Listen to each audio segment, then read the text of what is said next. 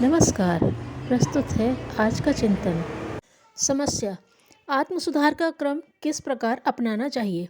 समाधान: दुष्वृत्तियों को छोड़ने के लिए, कुसंस्कारों को नष्ट करने के लिए और अपनी कमियों दोषों को दूर करने के लिए आत्म सुधार का क्रम अपनाना पड़ता है।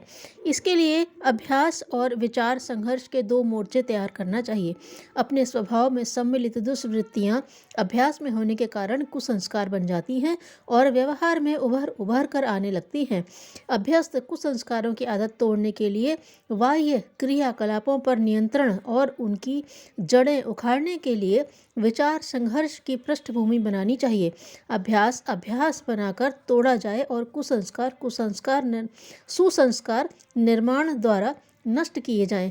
थल सेना से थल सेना लड़ती है और नभ सेना का मुकाबला करने के लिए नभ सेना भेजी जाती है। कैदियों को जेल में रखने पर भी उनकी निगरानी करने के लिए चौकीदार रखे जाते हैं ताकि वे कोई और नई बदमाशी खड़ी न कर दें। यही नीति कुसंस्कारों के लिए भी अपनानी पड़ती है। जो भी जब उभरे उसी से संघर्ष किया जाए। बुरी आदतें जब उभारने के लिए मचल रही हों तो उनके स्थान पर उचित सत्कर्म ही करने का आग्रह किया जाए और मनोबलपूर्वक अनुचित को दबाने तथा उचित को अपनाने का साहस किया जाए।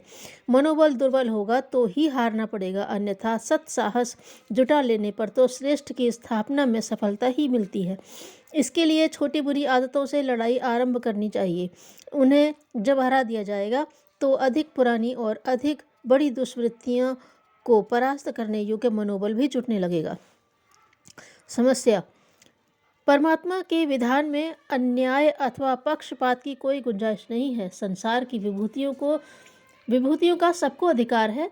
तब क्या बात है कि कुछ लोग तो उन्नति एवं ऐश्वर्य के ऊंचे ऊंचे सोपान चढ़ जाते हैं और अन्य लोग गर्हित में पड़े पड़े जिंदगी के दिन पूरे किया करते हैं। समाधान: इस प्रश्न का छोटा सा उत्तर है अपनी अपनी पात्रता। समुद्र मुक्त रूप से लहरा रहा है, सरिताएं स्वच्छंद रूप से बह रही हैं, जलाशय एवं झीलें आवेष्टित नहीं हैं, झरनों, स्रोतों तथा प्रपातों पर निषेध का संकेत अंकित नहीं है। सबके सब संसार के हर प्राणी के लिए खुले हैं। लोग उनसे अपने अपने कलश और लोटे लेकर पानी भरने जाते हैं। जो जितना चाहे भर ले। ये उदार जलाशय कभी किसी से यह नहीं कहते कि इतना नहीं भरो, किंतु फिर भी लोग जल की समान मात्रा प्राप्त नहीं कर पाते। जिसके पास जितना बड़ा पात्र होगा वह उसी अनुपात से पानी का अधिकारी बनेगा। इसी प्रकार संसार में जो व्यक्ति अपने अंदर जितने अधिक गुण, जितनी अधिक क्षमता और जितनी अधिक योग्यता विकसित कर लेगा, उसी अनुपात में उतनी ही अधिक विभूतियों का अधिकारी बन जाएगा। संसार के सारे सम्मान, सारे साधन, सारे वैभव, सारी विभूतियाँ एवं उपलब्धियाँ, ऐश्वर्य, सिद्धियाँ तथा समृद्धियाँ एक समान ही सबके लिए उन्मुक्त बिखरी पड़ी हैं।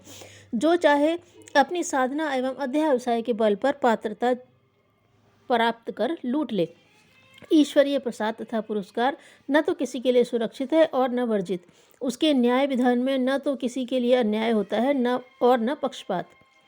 समस्या: कहते हैं कि किसी की मृत्यु के अवसर पर बहुत अधिक रोना पीटना गलत और प्रयाण करती हुई आत्मा के लिए हानिकारक होता है। समाधान: जो लोग किसी आत्मीय के प्राण निकलते समय वहीं पर बहुत अधिक रोना पीटना करते हैं, वे परलोक यात्रा करने वाले व्यक्ति के मार्ग में बाधक बनते हैं। उस समय उस व्यक्ति की आत्मा इस लोक को छोड़ते हुए अपने जीवन भर के कर्मों का लेखा जोखा करती है और आगामी जीवन की संभावनाओं पर भी विचार करती है। ऐसे समय में यदि उसके निकट ही रोना पीटना करके उसकी शांति को भंग किया जाएगा तो इससे अवश्य ही उसकी यात्रा में बाधा पड़ेगी और उसका भविष्य बिगड़ेगा। इस अवसर पर तो हमको पूर्ण शांत रहकर धर्म ग्रंथों आदि का पाठ करके उसके शांतिपूर्वक प्रयाण कर सकने का वातावरण उत्पन्न करना चाहिए, जिससे वह आशा और विश्वास के साथ नए जीवन में प्रविष्ट हो और तदनुसार उत्तम फल प्राप्त कर सके। यह भी एक स्मरणीय विषय है कि अधिकांश मनुष्यों को अपने परिवार, धन संपत्ति, इष्ट मित्रों में जरूरत से ज़्यादा मोह रहता है और मरते समय वे उनके वियोग में व्याकुलता अनुभव करते हैं। ऐसे अवसर पर यदि उनके संबंध में अधिक रोना धोना करते हैं तो उनका मोह का भाव और अधिक भड़कता है तथा उन सबको छोड़ने में अधिक व्याकुलता का अनुभव करता है। इसके फलस्वरूप उनकी आत्मा शीघ्र अपने लक्ष्य की ओर अग्रसर नहीं हो पाती, वरन अपने घर तथा परिवार के मोह बंधन में जकड़ी हुई वहीं आसपास बनी रहती है। यह भी एक अनुचित और हानिकारक बात है। आत्मा को तो अंत में अपने निर्दिष्ट स्थल पर जाना ही होगा और उसका पृथ्वी पर मौजूद अपने संबंधियों से संबंध टूटेगा ही।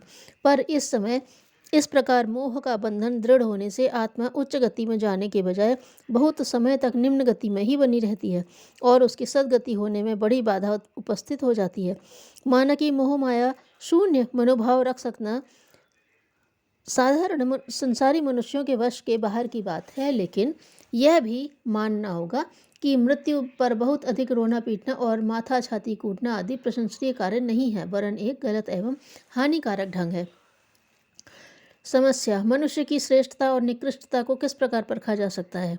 समाधान: मनुष्य की श्रेष्ठता और निकृष्टता की दो कसौटियों पर परखा जा सकता है और वे हैं, एक धन, दूसरा नारी। इन दो के संबंध में जिनका दृष्टिकोण धर्म बुद्धि से संचालित होता है, जो इन दो के प्रलोभनों के आगे ईमानदार बने रहते हैं, वस्तुतः वे ही खरे आदमी हैं। जो परीक्षा की अग्नि में तपकर खरा सिद्ध हो सके उसको प्रामाणिक माना जाता है। धर्मात्मा और सज्जन व्यक्ति कहा जा सकता है जिसने अनीति से उपार्जित बिना परिश्रम का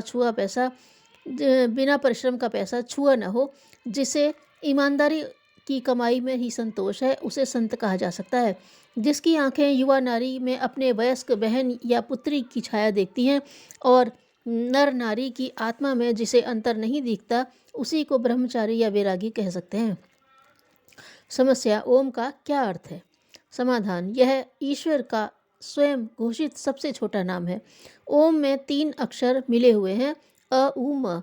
अ का अर्थ है आत्मपरायणता, शरीर के विषयों से मन हटाकर आत्मानंद में रमण करना। उ का अर्थ है उन्नति, अपने को शारीरिक, मानसिक, सामाजिक, आर्थिक एवं आत्मिक संपत्तियों से संपन्न करना। म का अर्थ है महानता, शुद्धता, संकीर्णता, स्वार्थपरता, इंद्रिय लोलुपता को छोड़कर प्रेम, दया, उदारता, सेवा, त्याग, संयम एवं आदर्श के आधार पर जीवन यापन की व्यवस्था बनाना। इन तीनों अक्षरों में जो शिक्षा है उसे अपनाकर व्यावहारिक रूप से ओम की, ईश्वर की उपासना करनी चाहिए। धन्यवाद।